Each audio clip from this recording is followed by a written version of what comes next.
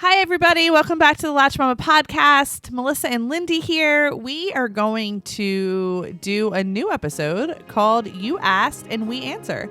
We sourced some questions from our Latched Mama Love group, and we are going to chat it up about them.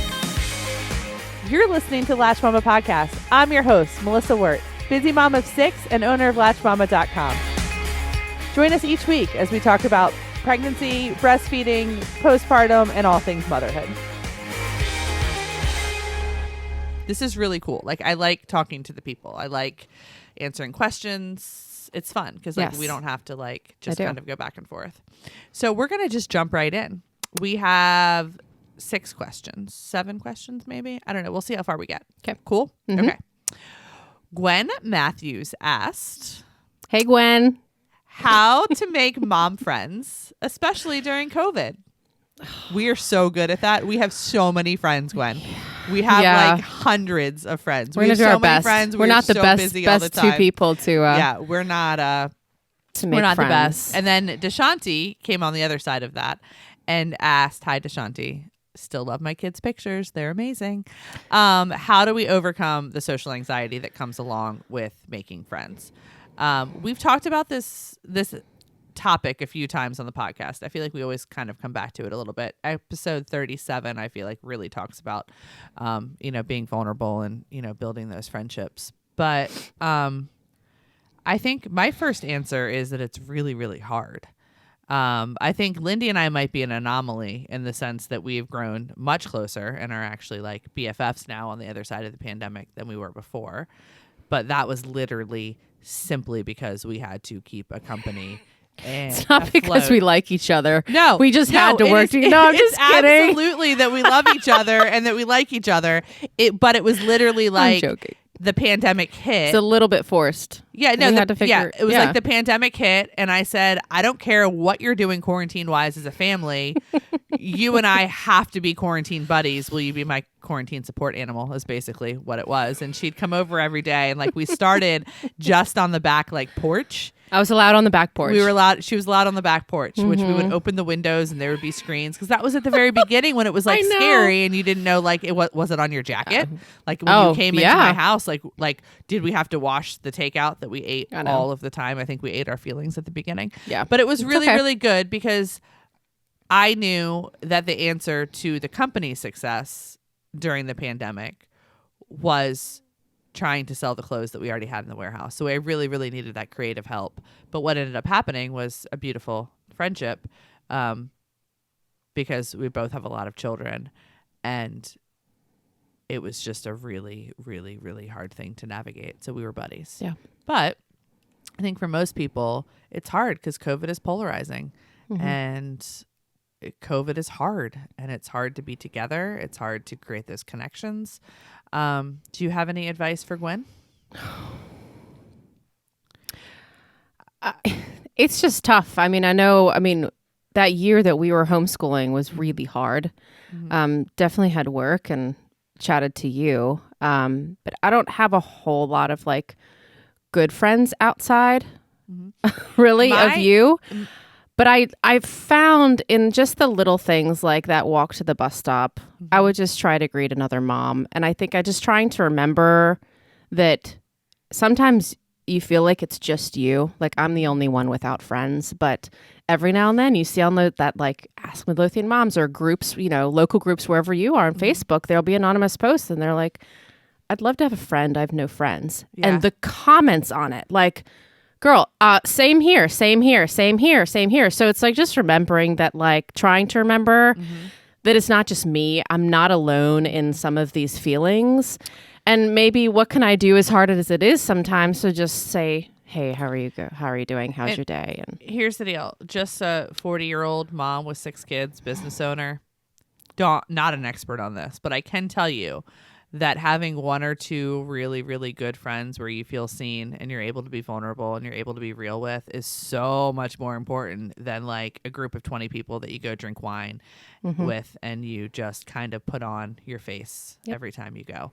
So strive. I mean, it maybe some people are extroverted, super extroverted, and that's also what they need. But I wouldn't really necessarily maybe call those like friends. Yeah. I think finding those people that are in the trenches with you that you can basically say, hey, you know what, life's really hard right now, or, you know, things suck. You know, just be super real, or hey, my kids ate cereal for dinner for the third night in a row. Those are the people that you want on your team. Yeah. And I think the easiest way to find them is to just be confident in the sense that we're all broken and we're all a mess, and you know, just kind of go at it. But I do think it's also through some similarities. Like we both have large families. Yeah, it's very easy to connect on that. So maybe thinking about those people that do come in and out of your life, or in and out of a kid's daily activity, and thinking like, could we jive? Like maybe I should reach out because hey, they have a bunch of kids, and you know, they're doing swim or they're doing dance, and maybe we can connect that way. I agree. I don't know. I heard but it's such a hard thing to do. Remember, I think we had this. I think I'm supposed to like spend less time on each question, but we had this social worker in here, and she was talking about this I guess friendship app that there is for moms, and I don't know the name of it because I think it's a little ridiculous, but apparently it like works, and you like swipe like Tinder and you find your moms. But I was like, what happens if you see somebody and like you don't want to be their friend? She's like, oh, you just swipe away. And I was like, that is so mean. But she said to me, she's totally confidently, she was like, but I mean, if I have 3 girls, why would I want to be friends with somebody who just has one little boy? And like, there's a moment where I'm like, well, how do you know that you're not like long lost, like, you know, like besties?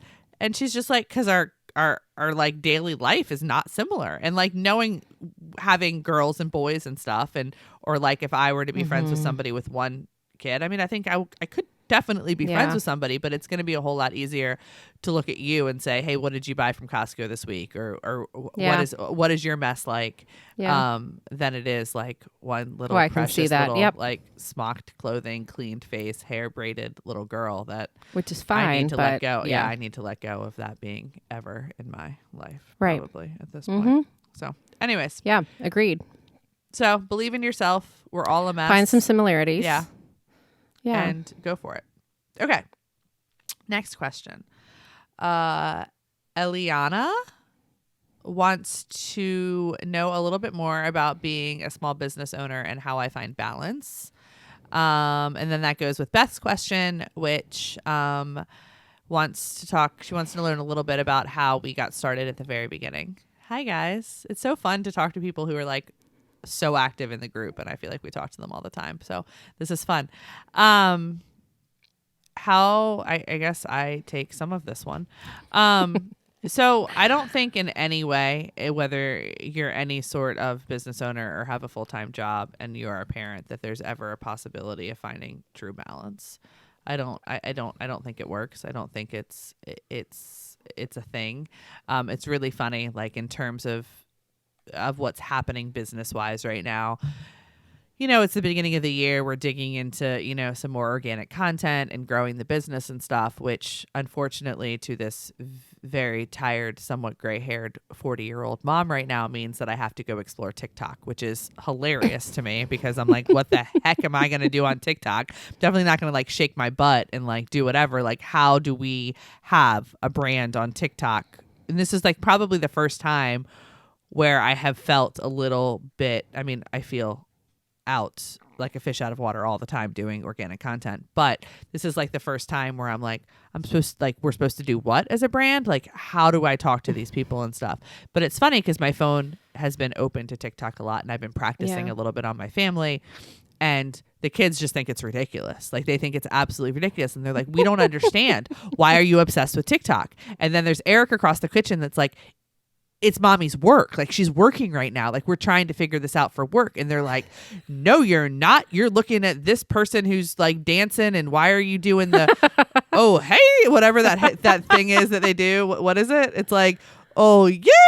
I don't even know. This is me in TikTok right now, guys. It's terrible. But my kids, talking about a balance, is that it all overlaps so much that they don't see it as work. They don't see me as trying to balance, trying to learn the two. They just see it as me trying to go on TikTok, which they think is the most ridiculous thing, which I absolutely have to agree with them. But anyways, so in terms of balance, there's really no such thing. I try and set rules. I try and leave my phone in another room. I rely on my watch a little bit more. Like if it's like I don't have social media on my watch. So I don't even know, can you have social media on Apple Watch? I have purposefully not learned what my Apple Watch can do. Yeah. Simply because I just want to have it for emergencies. So I can see Slack on it, but I can't respond to Slack on it unless it's like an emergency. So I try and step away from my phone a little bit. I don't know. I'm really bad at it.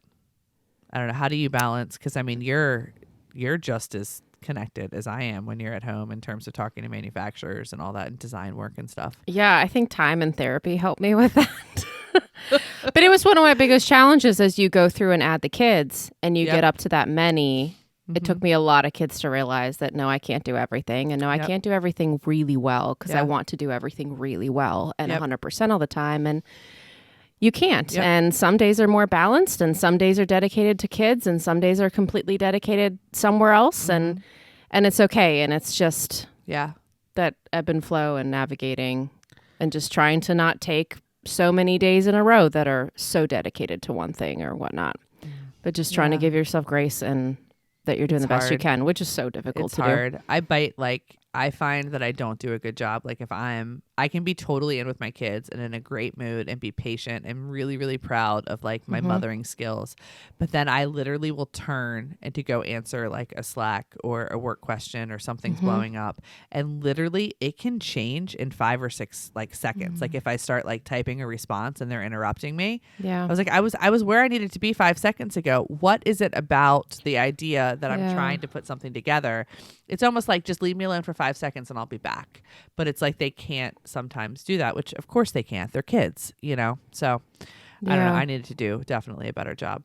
As far as how we got started, I don't really know. You know, I saw a need.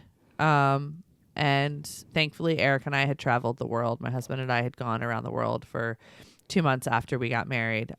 We had a really, really small wedding and we took our wedding money and we planned a trip around the world. We went to 13 countries in 2 months. And I saw parenting in a different way. And I saw mothers treated differently than they are here. I saw a little bit less mom shaming and a little bit more support, which was a very, very, very interesting thing to me. And I got back and I had babies and I really, really wanted to make a difference. And so I figured what I was struggling with. Everybody was like, you're going to breastfeed, you're going to breastfeed, you're going to breastfeed. You know, that's what we tell moms everywhere. And then I realized that everybody just kind of assumed it was a natural process. And there was nobody really out there making things to help moms with that process. I mean, there are people out there, but it was like nipple pads and cream and breast pumps. There wasn't anybody that said, hey, it's not okay that you're cold in the middle of December when you go to breastfeed your baby. Like, I feel like warmth is one of those things that, you know, we should, if we can, you know, provide individuals in this world, you know. And I think that I was really frustrated by the time my second baby was born. He was a December baby. And so I decided to try and make something. We started with $10,000. It's what we invested in the business as a family. And, you know, we've pulled some money here and there from our personal life, but now they're kind of intertwined enough that, you know, I can proudly say, what are we, 7 years in at this point, that we're self-funded and we don't have any debt. And, you know, we're trying the best we can to keep moving forward in the pandemic. So then Lindy came on. And we have lots of... Oh, not yay for me. Just no, yay no, for your journey. Yay Time for that you. wrong. We absolutely... Yay! No, you totally get the... Because I had gotten to the point before Lindy came where, like, I literally couldn't draw on another napkin. Like, I was literally, like, trying to tell our manufacturers what I needed in broken English. And then it was rough.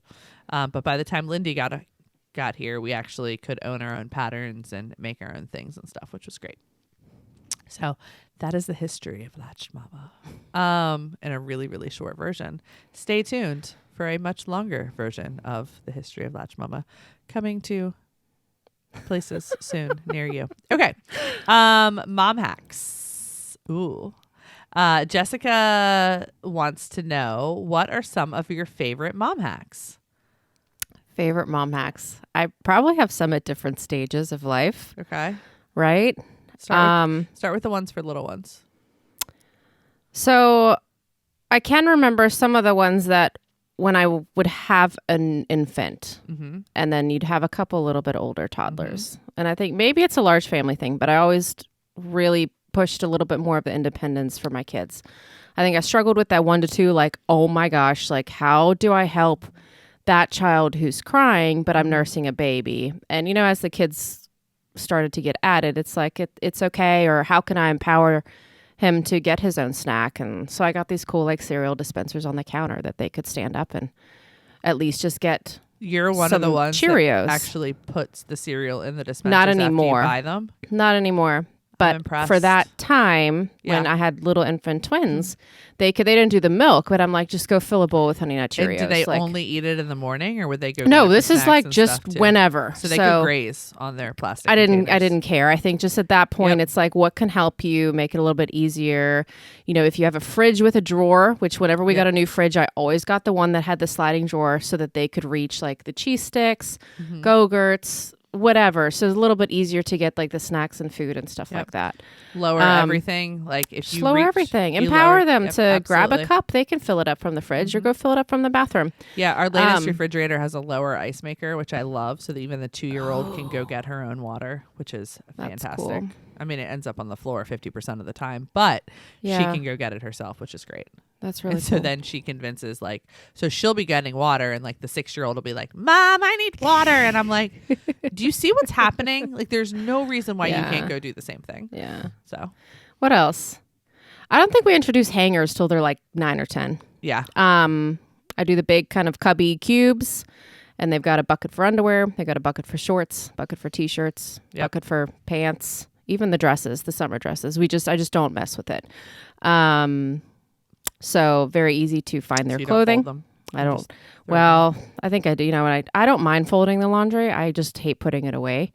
So I think I do. But then they take it and they go dump it out and sort it anyway. So I probably shouldn't. You know. Yeah. I don't even have to do that. When my kids are super young, and like they get past the age where they like cry, or maybe they're before the age that they cry in the car seats or whatever. If you have one that will go to sleep if you drive, put the other toddlers in the car at that same time. And you won't be touched. That was my thing. It's like I would get like halfway through the day and I would be so touched out. Yeah. You put them in the car and you put them in a car seat and you restrain them and then you drive. And I mean, I used to go drive and get McDonald's ice cream cones, one for the back, one for me.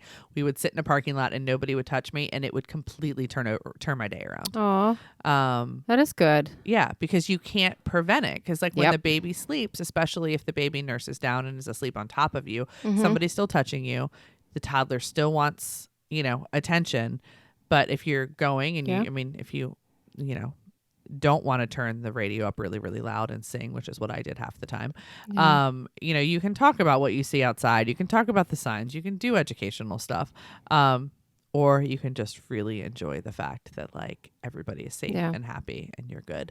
That was one of my early days. I have more. I love sheet pancakes. That was something I discovered very, very early. Kids want pancakes, make the pancake mix, pour it on a baking sheet, put that in the oven, and then you can cut it and you have pancakes and you're not standing in front of the griddle for, that's great. 20 minutes. You can do it with eggs too. Yes. I've done it with eggs and made a whole bunch of like egg sandwiches and frozen them. Put the bacon in the oven too. Yep. It's another good one. Oh, we don't put that on the grill or on the pan. Yeah. I don't know. Anything else? I feel like I have a whole lot more, but they came in like different stages and different things. And I know it can be a little high maintenance, but I have a bin in my car. And at one point it had an extra pair of shoes, had Lysol wipes, it had throw up bags, the little blue ones from Amazon. That's like my best friend. Mom hack is like so amazing. I think they're called emesis bags. Yeah, something like that. Yeah. But Lindy swears by those with the stomach bug. which we Great. talked about on the other live. Yep. Yeah. So, Lindy, if anybody doesn't know, if you're getting started in your parenthood journey, you probably will have the opportunity to experience the norovirus a few times and different tummy bugs. And for those of you who don't know, they're normally contracted through poop and puke, as opposed to, I mean, I think it can be spread through saliva too. But anyways, so especially if you start having a larger family, keeping all of that stuff contained is the key. So Lindy enjoys the bags that go directly over your mouth and then get thrown away. Yeah. And they figure out how to spin them shut and lock them. And so when they hand them to you, they're spin shut and they're locked, which is good. Okay, we're off of the stomach bug. Okay. We're on to homeschooling, which I feel like has probably become some people's reality that never expected it to be their reality as well. Nicole wants to know, she wanted to hear more about balancing homeschooling and babies. Yes. I have a picture of when Benjamin was like, I don't know, 6 weeks old, and I had Alex and Nathan, and I was trying to teach them, and he was screaming, and he was in my arms. I still, those moments in parenthood where like you look back on and you're like, how did I get through that? Like, how did I survive that? Like, how is everybody still alive, and how am I still sane and here? Yep. Those were those mornings where I was like, I have no idea how I'm going to teach you and love on them. I think I reminded myself in those moments that we were homeschooling for a reason, and we were homeschooling because we were teaching each other, and that you deserve grace, and that not every day is going to be a good day, and that we all grow at different rates. And I think on those really, really bad days, I just basically closed the book and found other ways to learn throughout the house, and just had fun with them. So yeah, I think that was the biggest lesson. And also it took us a couple years because we homeschooled for like 5 years. And then the last 2 was with infant twins. Well, last 3, I was pregnant. And then infant twins. Yeah. Then infant twins, and then like 18-month-old twins. And then that's what like did me in. But that's about when you came here. That's about what I was like at the end of my rope in many, many ways. But I think going back, you always hear, and it's hard to believe, but really what we followed for years was kind of like a 30-minute per grade. Yeah. And so you got a kindergartner, it's still a whole lot of playing. And first grade, really, we were done in an hour with those kind of core subject things, and keeping in mind that, the fresh air helped. Even though it was hard to get out, it helped to get outside. So you can go do a history thing outside, or go do a science thing outside. Or one of our most fun kind of games is that I would put little a 5+2 on a little stake, and I taped it to like this little stick. And so he would go stick them all over the yard, and I could kind of either walk around, whether a baby was in a carrier or I was on the front porch, but it was just fresh air and it was outside, and he could run around and he'd pick them up. And I would say number 7, and he needed to go and find all the math problems that equaled the 7, and he got to run around and pick them out of the yard. And you're like, that's like homeschool goals right there. But just realizing that it doesn't take a whole lot, and we don't have to sit here for 2-3 hours with a crying baby, and just a whole lot of grace, and realizing that, like you said, if you scrap it for a day, even 2 days, you're going to be just fine. And you can prioritize one over the other if the other one needs more. If that baby's going through a leap and is all of a sudden fussy or needs something, back it for a couple of days. You're going to be okay. Yeah. And really, probably, that baby, that little one's going to come first, and you can go snuggle on the couch and look at picture books, or, it'll be okay. Watch some YouTube. There's some good stuff on there you YouTube. go. All right, last question. God, we're jumping around a lot here. This is fun. Alicia wants to know how we chose our baby names and how we came up with them. Okay.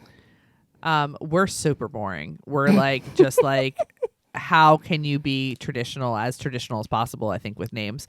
Eric was into syllables. He wanted them all to be the same syllables, which... Are they really? No, because Matthew is only... Matthew's only 2. No, because Nathan's not Nathan. It's Nathaniel. So we have Nathaniel, Alexander, Caroline, Benjamin, Catherine, and Matthew. Well, you kind of wrecked it with the Alexander. I don't know. It's all good. He wanted them to be, but we have a really short last name. So we have a 1-syllable last name. So it's really hard. I don't like the 1-syllable nickname with the 1-syllable last name. So like Alex John Wirt isn't bad. Oh, I mean, we could, Yeah. Like Richard Wirt, Harry Wirt, Yeah. or like Dick Wirt, which is even funnier to me. I love it. But I don't know. Anyways, so that's how, we were not very, everybody has a grandparent or like a family middle name. Mm-hmm. But the first ones, we just went like super traditional. Like I like to read them and say like, could they be like, what would they look like on a presidential, like, not that I want my kids or expect my kids to be presidents, because I think it's a very underpaying, probably terrible job to have. But like, not saying it would be bad if they were the president. Please don't send me emails. I'm just saying that like, but you look at it like, what would that look like on a political ad is how I would sometimes look at my names. I don't know. Is that weird? No. And we own all of their URLs before we named our children. We made sure that they're What? like, oh, absolutely. That we owned, that we Like set up a Gmail. CarolineWort.com? Yeah, we have them all. And then we also have their email address. And we don't just have like CarolineWort.com. We have CCWort.com. We have what's her middle name? FW. Why? Is this a safety reason or just... No, it's so they can have their own brands when they grow up if they want them. What happens if they need them? I mean, that's the direction. I mean, once somebody buys it, it's gone. So we kind of bought their full names and their nicknames. It's what, like $12 a year or something to own them. So we have them all. Which was also a determining factor on whether we could name our kid that, is if there was already somebody out there that had it. Were there enough URLs? Oh my gosh. You did think about all these. But were there enough URLs to like get them? And that would be like the last minute. So like they're born, and because we have them at home, we don't have to sign their birth certificate. So it's like, we like to help our midwife out and have it done the next day when she comes to visit. But for some of them, it took like a week to 10 days because we had to go through the check the steps URLs. of checking the URLs and buying the URLs and making sure that we had those prior to signing off the birth certificate. Oh my gosh, I did not know that. Yeah. I don't know. Is that weird? I don't think that's weird. I mean, it's 2022. Let's call it unique. Thanks, friend. All right, well, I don't have a story like that. But your names are great. I always get the question about Linux, and I really have no idea. I mean, I know there's a China company, and then there's an air conditioning unit, but you guys like came out of the gates with a very interesting name. I don't know. I just wanted something creative, so he's Linux, and I don't even know where Gabriel came from, but Gabe. it fits him so perfectly. And then Linux Sean, so he has my dad's name as a middle name, and Gabe has my husband's same middle name as my husband. And then Nora, I didn't know what we were going to have. Didn't know we were going to have a girl. I struggled with the girl name. I always have the story that every name I read sounded like a stripper name. Because I think I was just so immersed in boy stuff. So like everything I came across just sounded not that strippers are bad. No, I'm not saying that. I struggled with the whole girl aspect of it. I don't know. Maybe that's why I ended up with a Nora. Like a very kind of next up on stage is Nora. Yeah, you're right. It's a little bit harder to do. I mean, Caroline turned into Cece, and we watch her dance and we're like, oh, okay. So I think it doesn't matter. I mean, either they feel it in themselves and they want to be dancers, or they don't. Yeah. You know? It was just that transition, like, oh my gosh, I have a girl. Like, I don't know what to do. Yeah. Like, anyway, so that was a Nora, and we kind of kept down like a... So then you had all girls, though. A little bit of classical order. That's we have really, a Penelope. It's really kind of funny because none of your names that you picked are very good. I went so far. You went Nora, Penelope. Keep going. Amelia. And the last one is Estelle. And she... I'm dying because it's really funny because if you think about it, if you're literally naming your kids not to be strippers. I always think back. I told my husband because one of my favorite characters is from Friends, and it's Estelle. It's Joey's agent, and she's like this. So you're not going Golden Girls, Estelle. You're going. You're going Joey's agent on Friends, Estelle. Oh, she was so fantastic. Anyways, that's where the names came from. It's kind kind of really funny. Like I didn't know I didn't know that you had that mental, like, how do I give my girl I a struggled strong with name the that girls' wasn't- names. Yeah.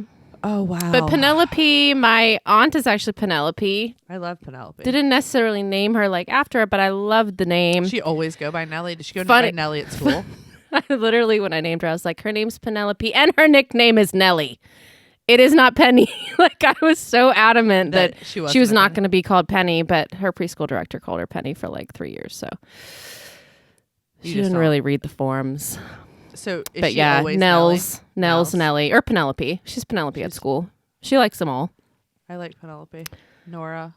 So Estelle. Does Estelle always go by? She goes by Stells. Stell Bear. Stelbear. Stelbo. Blah, blah, blah, blah. That's what Amelia. I'm like, anybody- no, Amelia, like If Estelle. anybody is wondering, there's a trending TikTok Estelle. now where it's like, it's not my name, or something like that. And then it We can come to you for updates.